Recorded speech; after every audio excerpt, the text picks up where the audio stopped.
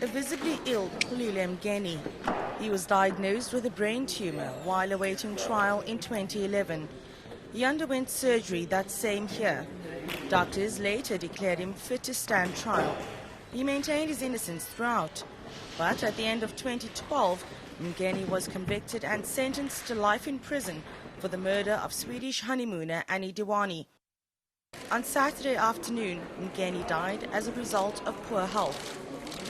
Correctional Services authorities say Xolile Mngeni's condition deteriorated rapidly over the last few months, so much so that in the end he wasn't even able to remember his name. His situation never improved. In fact, the last 6 months or so, even Groote Hospital released him because they were saying that his situation is not improving at all. The 27-year-old applied for medical parole in June this year. His application was denied a month later. There's been a public outcry on social media following Mngeni's death.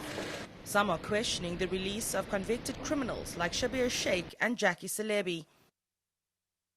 The inequality is not only grossly manifest, but it is so unfair as to raise questions about the whole justice system. Mr. Celebi was clearly able to serve out his sentence, as was Shabir Sheikh. They've both shown no inability to enjoy their lives outside prison, and clearly the only thing that they were sick of was being sick of being locked up.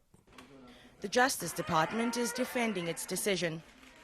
At his home, we were not convinced that he was going to get proper care that he would have best received in our facility. So that decision was informed by that condition or by that factor at the time the minister made the decision. People should not equate it to other cases because each case is unique in its own way. One of the most important factors when considering medical parole application, the minister, before he signs it off, he has to be convinced that the person, when he is released, he will receive proper care even though he is terminally ill. It's still unclear what impact, if any, Mngeni's death will have on the trial of honeymoon murder accused Anni Dewani, currently underway at the Western Cape High Court.